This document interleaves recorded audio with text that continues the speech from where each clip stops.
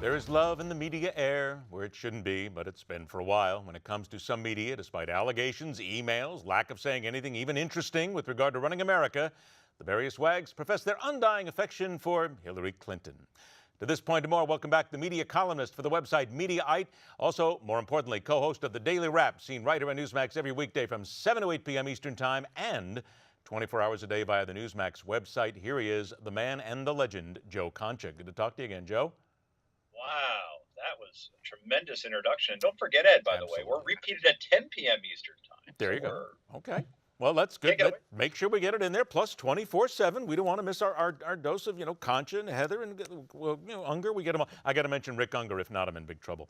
You can miss Unger. There you go. Okay. Is it any real shock whatsoever, though, Joe, that there's still members of the network media, the cables, and even the over-the-airs that are still in love with Hillary Clinton because they seem to just be waiting and waiting and waiting and using whatever excuse they can to continue the love affair? Is there any surprise around that? I don't think so. Some are donors to the foundation, as we know, with George Stephanopoulos. Hint, hint, nudge, nudge, wink, wink, say no more.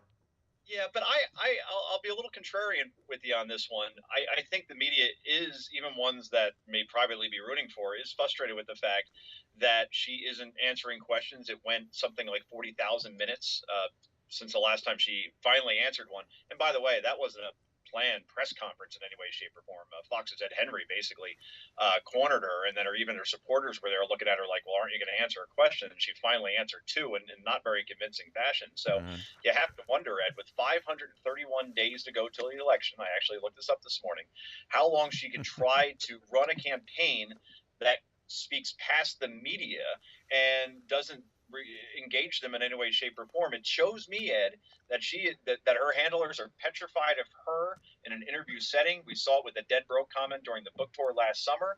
And when she opens her mouth, her poll numbers go down. And you cannot run a campaign that way where you protect your candidate by not allowing her to speak to the press in any way, shape, or form. This signals very big trouble for the Clinton campaign. But are they petrified, or is it maybe here? I'll play the contrarian on this side then. Maybe people who just say, look, let the Republicans burn themselves out. Let Bernie Sanders and Joe Biden and everybody else get in there. Let them get themselves in trouble. And then we'll come back in when everybody else has basically tanked. So we'll come in then with the fresh message. I mean, you can use that as a possibility.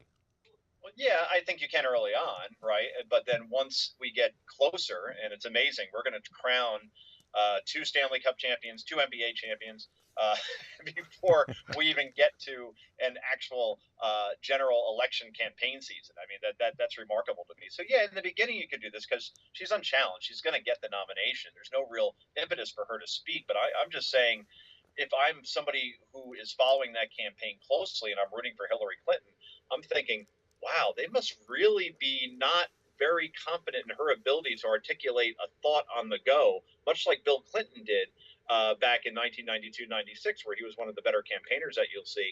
Hillary Clinton is no Bill Clinton in that regard. I got about 2 minutes here. Let's talk a little bit about the Duggar family and what's going on there. Actually, later in the show, and telling it like it is, I'm going to talk about Mike Huckabee and the Duggars and the fact that he has supported Josh Duggar in this. There's a lot of danger going on there because you see a lot of Republican candidates' pictures being taken with the Duggars, and there's a lot of I don't know, how do you want to put it here? A lot of hypocrisy when it comes down to the whole Duggar issue in itself from people who've watched this thing unfold for a year and several years. I'd like to hear your thoughts on the way Huckabee's handled this, unless you want to keep that for later and keep the audience guessing. It will be later in the show, at the end of the show. I'm telling it like it is, big boy. Don't worry about it. You'll want to hear it. Okay. I'll tell you like it is, and I will say that Mike Huckabee has no business running for president. And I think when you come out and support the Duggar family, and I know they've been friends for a long time, he very easily could have privately supported them. But to go up on his Facebook page the way he did and says, this is the time for forgiveness without mentioning the victims, that was the biggest gaffe that Huckabee had. Even his most staunch supporters on that Facebook page are saying, you had my vote, guess what? You lost it. He was a long shot going into this, and now he has no chance whatsoever. And the moral, just the instincts that Mike Huckabee has shown on this particular issue shows me that he has no business running for president because he cannot possibly win. And 45 seconds, the hypocrisy, as I mentioned then on the Duggars, because it's not as if this is a squeaky clean family to begin with. There have been little things that have gone on here for several years. Everybody knew about this. Yeah, and that's one of the things, one of the perils of reality TV. You want interesting people, controversial people, then you got to take all the warts. And in this case, the warts were huge. And the fact that now police reports are actually covered up, and TLC may or may not have known about this, it just the whole thing stinks. And you'll never hear from the Duggar family again. TLC is not putting that show back in the air. I don't care what the ratings are; it is over. Quite frankly, I think that's not a bad idea. And who knows, maybe we'll actually see the end of reality TV. Ooh, please. Save us the housewives, if you will. Remind everybody that this, many other issues, news issues of the day, always talked about every day on the Daily Wrap, 7 to 8 p.m. Eastern Time, every weeknight here on Newsmax. And also, don't forget, the Daily Wrap is live 7 p.m. ET, and then is repeated again 10 p.m. ET, following yours truly and the Hardline. Mr. Concha, give my best to everybody there. Pleasure. Talk to you again soon. All right, sir. Have a good night. Yeah, you too. Take care. When we come back, the fastest 60 minutes in news continues.